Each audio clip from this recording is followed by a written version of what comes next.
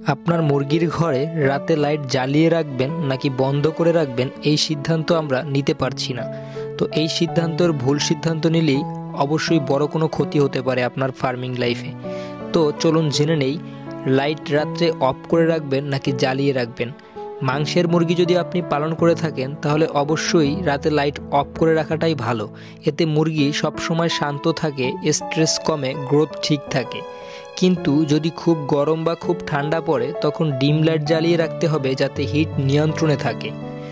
যদি ডিমের মুরগি পালন করে থাকেন রাতে মোট 14 থেকে 16 ঘন্টা আলো দরকার, তাই কিছু সময় লাইট জ্বালানো লাগবে, তবে সব সময় না। অন্তত রাত্রে 11টার পরে আপনি আপনার মুরগির ফার্মের লাইট অবশ্যই বন্ধ করে দিবেন যাতে মুরগি রেস্ট নিতে পারে এবং সঠিকভাবে ঘুমাতে পারে।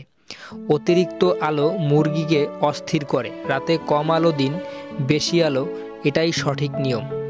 এমন ভালো ভালো টিপস পেতে চ্যানেলটি অবশ্যই সাবস্ক্রাইব করে রাখুন পরবর্তী ভিডিওটি দেখার জন্য।